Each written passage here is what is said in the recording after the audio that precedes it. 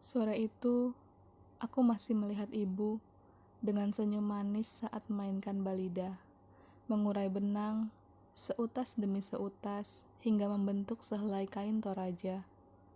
Ayah datang dengan wajah mendung, kemudian membawa hujan dan halilintar, hingga aku tak tahu apa yang terjadi. Terakhir, kulihat ayah membawa tas besar, beserta tabungan, tempat ibu selalu menyimpan uang. Beberapa minggu setelah kejadian itu, ayah tak pernah lagi kulihat rupanya. Ibu selalu merenung dan sakit-sakitan, hingga berhenti bernafas. Kutanya pada nenek, kenapa ibu berhenti bernafas? Apakah ibu sudah mati, Nek? Belum, ibumu masih sakit. Hari-hari setelah itu, kemudian aku dan nenek silih berganti memberi makan untuk ibu. Baru saja aku datang. Matinggoro Tedong sudah dimulai saat matahari melintas ke barat. Tedong itu mengamuk uring-uringan. Sebilah parang panjang telah membilas lehernya yang gagah. Darah mengucur, membuatku mual memandang. Simbuang batu membisu sebagai saksi dinaikannya jenazah Linene dari Tongkonan Tamuon ke tempat lebih tinggi, Tongkonan Bare Batu. Aku berdiri bersama kerumunan orang. Dari jauh, wajah keluarga Linene menjadi sendu. Setelah tubuh Tedong terpotong-potong, aku mendekat mengambil bagian dan membawanya pulang. Di rumah, nenek sedang mempersiapkan makanan. Kuperlihatkan daging Tedong tadi dan menaruhnya di pinggir tungku. Ibu sudah makan, Nek? Belum. Ini kamu yang bawakan. Hari ini ibu terlihat ceria. Kuletakkan makanan di sampingnya, lalu kucium keningnya. Ibu, makan ya. Ibu terdiam. Kira-kira Tedong sekarang harganya berapa ya? Tanya nenek. Sekitar 15 jutaan mungkin. Aku tertegun. Aku tahu maksud nenek. Akhirnya, hembusan nafas panjang yang kemudian keluar dari kami berdua. Esok hari, acara Rambu Solo Linene masih berlangsung. Terik matahari yang membulat tak mengganggu perhelatan ini. Tampak laki-laki mengusung jenazah dengan duba-duba. Bersama itu, di depan, kain merah melamba-lamba membentang dipegang para wanita. Di depan lagi, Tedong berbaris-baris. Di depan lagi, pasukan Tompi Saratu, pembawa umbul-umbul. Dan yang paling di depan, orang-orang dengan memeluk gong besar, semua berjalan beriringan menuju rantai. Aku bersama penonton lain mengikut di belakang. Namun, aku teringat ibu yang belum makan siang ini. Kutunaikan tugasku, memberi makan ibu, dan mencium keningnya. Dan aku berbalik lagi menuju rantai. Suatu pagi, teman mainku bertanya, "Kapan Rambu Solo untuk ibumu digelar?" Aku belum mengerti waktu itu. Acara apa itu? Masa kamu tidak tahu upacara untuk menghormati orang mati? Ibuku belum mati. Ia masih sakit. Aku tersinggung karena setiap hari aku dan nenek masih terus memberi ibu makan dan mengajaknya bicara selama hampir setahun. Walaupun setiap kali makanan itu tak pernah disentuh dan ibu terus membisu. Ibumu memang masih sakit, tapi arwahnya akan gentayangan sebelum diantar ke Puyo, lewat Rambu Solo. Kau mengada-ada, Leo. Aku meninggalkan Leo seketika dan segera menghadap nenek. Memang betul, tapi kita belum bisa menyanggupinya. Waktu itu, perasaanku tak karuan. Kulihat ibu terbujur kaku. Di lapangan, sudah ramai orang-orang, termasuk para bule yang masing-masing memegang kamera. Para pengiring jenazah telah sampai. Mereka jalan melambat, kemudian menuju Lakien untuk membaringkan jenazah.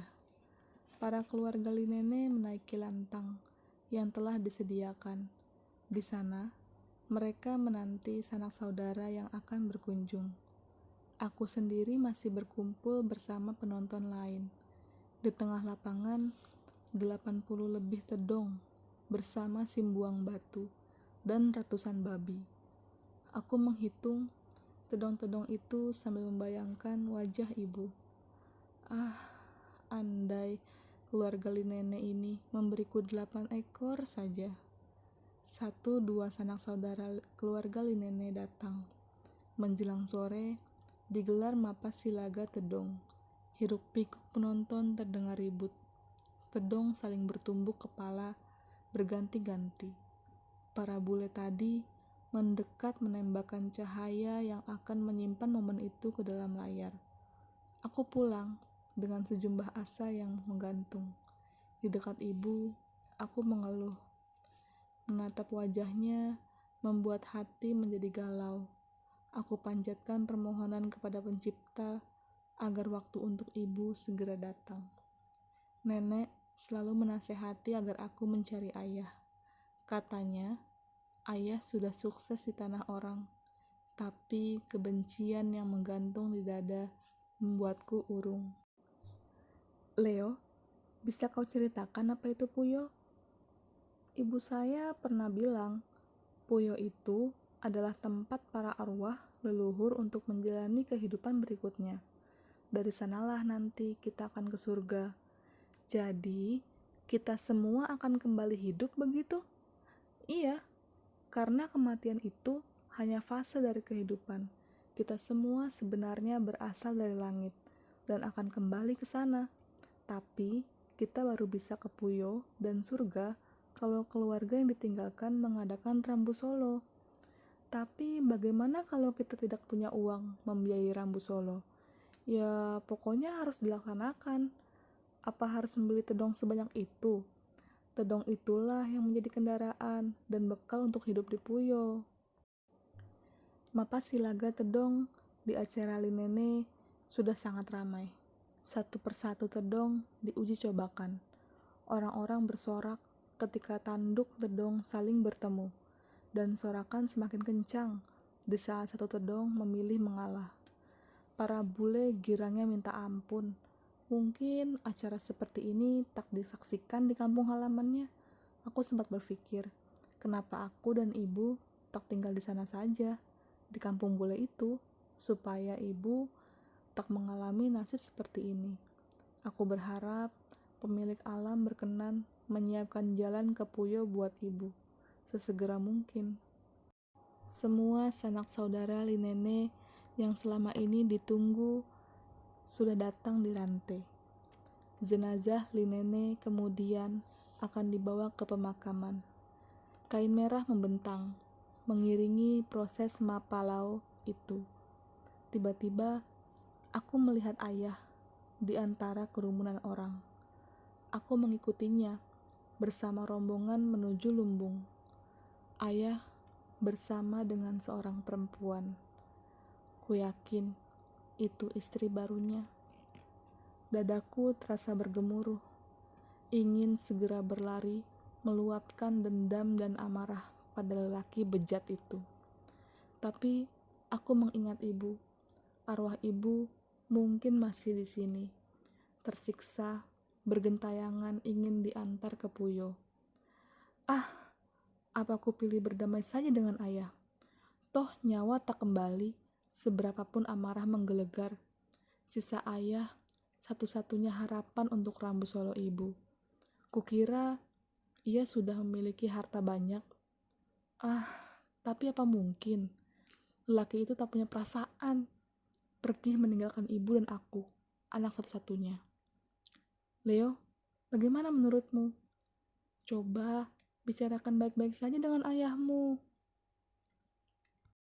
Iring-iringan jenazah terus berjalan. Aku beranikan diri mendekati ayah yang berada dalam rombongan keluarga Linene. Mungkin istrinya termasuk cucu atau keponakan turunan bangsawan itu. Ayah! Lelaki itu tersentak. Perempuan di dekatnya menatap tajam. Untuk apa kau kemari? Ayah, saya mohon, perhatikan ibu. Bukankah ibumu sudah meninggal? Tapi acara Rambu Solo buat ibu belum dilaksanakan. Hanya satu permintaan saya dan nenek, bantu Rambu Solo ibu. Hah? Waktu ibumu masih hidup saja, jarang aku perhatikan. Apalagi kalau sudah mati. Ayah sama sekali tak pernah bertanggung jawab terhadap ibu. Aku mulai memberontak. Orang-orang di samping menoleh. Si perempuan dekat ayah terus bertanya-tanya. Aliran darahku mengalir kencang dan mengamuk. Fred, apa kau pikir aku mencari uang hanya untuk membiayai kematian ibumu? Lebih baik aku menghidupi orang hidup. Sana minggir, ayah brengsek. Belum amarah ini terlampiaskan, orang-orang sudah menahanku. Singkirkan anak ini. Leo, mengapa jalan menuju surga itu begitu sulit? Karena Puang Matua hanya ingin melihat pengorbanan kita. Malam itu, aku kembali pulang, memberi makan untuk ibu.